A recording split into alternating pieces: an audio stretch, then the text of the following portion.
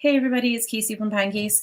I just wanted to jump on here and have a quick chat with everyone about Overdose Awareness Day.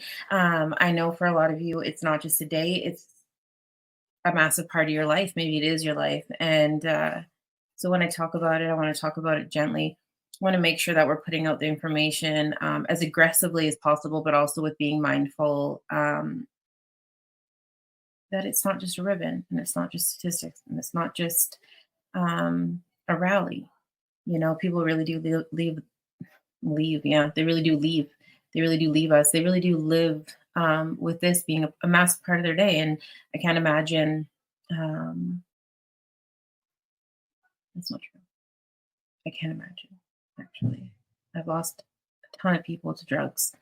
And it's not just the opiates, there's a lot of things that you can overdose with. I mean, if you look at it on like a long, the long game, I guess kidney failure would be incense, a type of overdose. And when I started getting into some of the information, that was, it was like, uh, the amount of people that take prescription pills that aren't prescribed, and that it's actually affects like the blue collar sector more than anything. And, I know a lot of us have a lot of opinions about what uh, the opiate crisis and what the drug crisis kind of looks like. But once you really start getting into it, it's not what people think, man. Like you're talking 12,000 men from 30 to 39 in BC, 12,000 who have lost their lives to accidental, overdose or accidental poison or, like things that could have been prevented. And people aren't out there because that's the way they're trying to make it happen. I mean, I'm sure, to some, maybe that's, maybe that's the case. But when we're talking about these statistics, we're specifically talking about accidental overdoses, and the numbers are staggering. For whatever reason, Ontario, British Columbia, and Alberta, the statistics are, I mean, it is the majority of the statistics. And I don't know if that's maybe because the other provinces aren't um, aggressively campaigning as hard. Um, but it could also be because those are massive industry provinces. And so when we're looking at it from that standpoint, it's a blue collar problem, you know? And when I talk to blue collar workers, they're like, this is a homeless problem. This is a street people problem. I'm like, it's a labor issue. It's a backbone of Canada issue. It's a non discriminating, um, take no prisoners issue. These are your neighbors. These are your, you know, your service workers. These are the flaggers, the truck drivers, the nurses. I mean, that's another thing too, is we don't talk about it, but people that work in the medical field have a staggering amount of contribution when we talk about these numbers, because we talk about accessibility and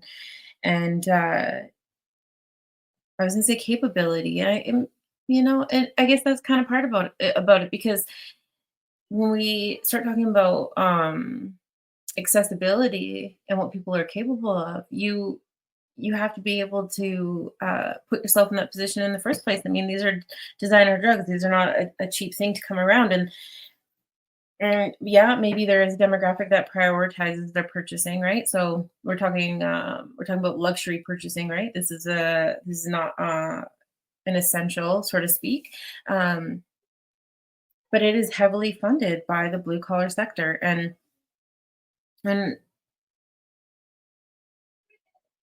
that's the first part of this conversation in my mind, because the stigma that comes along with a lot of these situations, and you talk to you talk to everyone that's out there having these conversations, and they don't even want to. They're like, this is not a me problem. I'm middle class. This is not a me problem, you know. And I'm like, well, actually, it is. Thank goodness it isn't, but it could be. It is going to be if we don't get a hold of this. So we need to stop taking each other out, stop being spiteful and hurtful and degrading, and start understanding that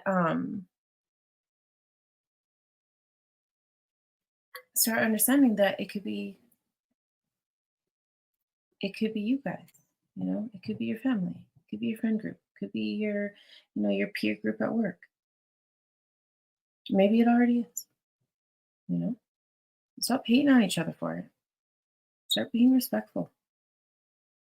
The quicker we can do that and the quicker we can drop the stigma that goes along with it, the faster it is going to be to start healing some of the situation.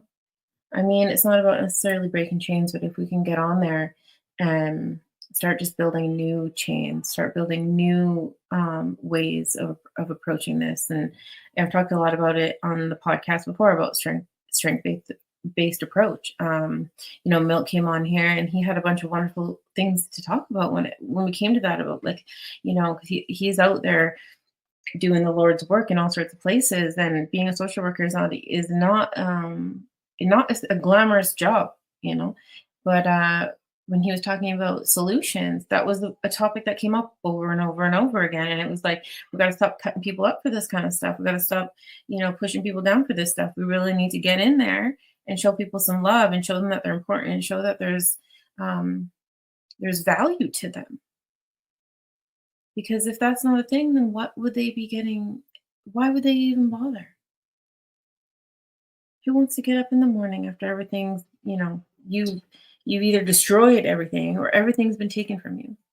Stigma is such an issue when it comes to recovery that it time and time again keeps people sick.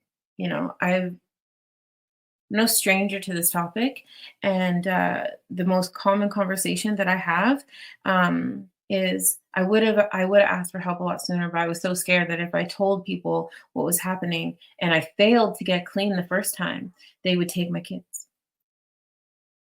I would lose my job. I would lose my spouse. My family would disown me.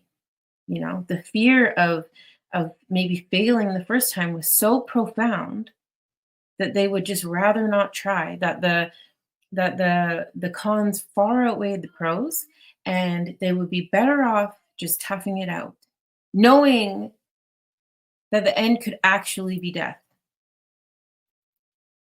And I mean, I had a conversation with this one lady and she said, what would be the difference? You know, that what would be the difference? Like, yeah, I'd be here and I would still be in a position to like claim back my life, but like at what cost? Because you hear horror stories all the time, and I'm not going to sit here and bash any ministry or any government funded program or anything like that. Like that's not what we're here to do. We need to support and advertise all of that.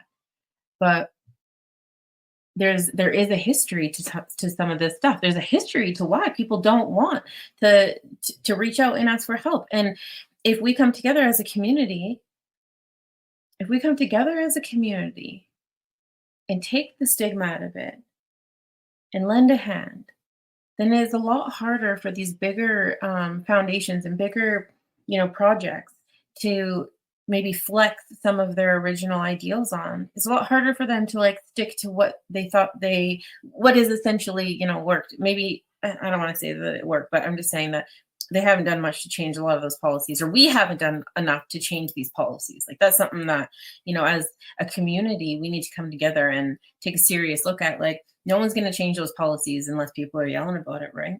Which is a lot about what Overdose Awareness Day is for. If we come together and we, honor the fallen and shine a light on the resilience to those who have, by sheer miracle, made it through it and maybe are seeking recovery.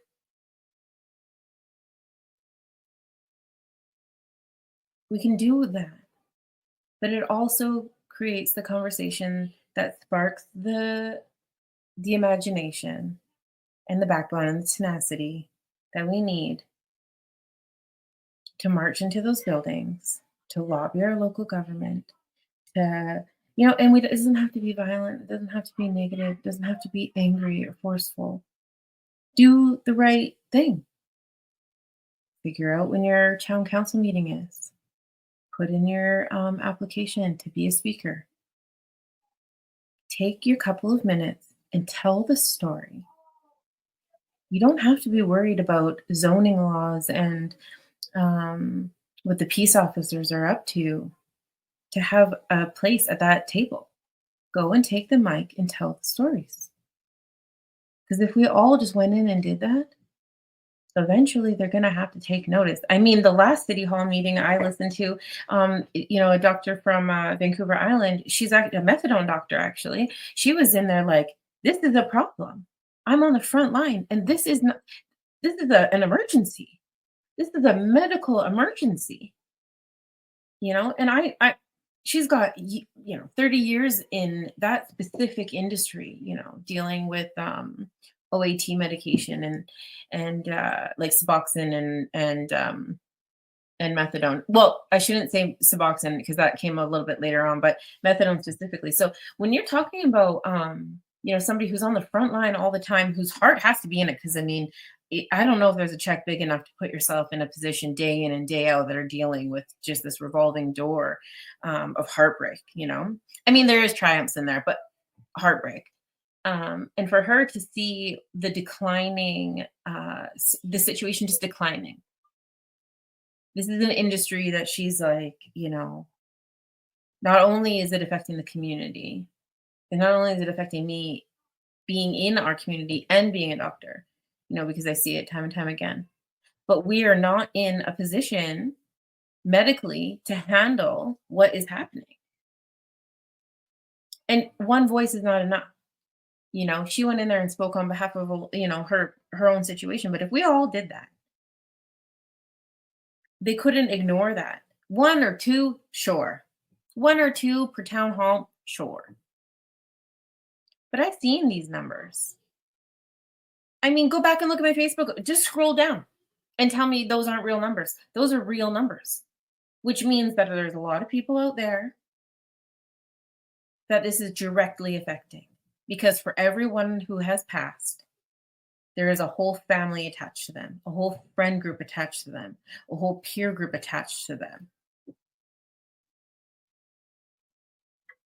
So we need to not rally. I mean, rally for sure. Sound the alarms. Get out there. Link arms. March. Whatever you got to do.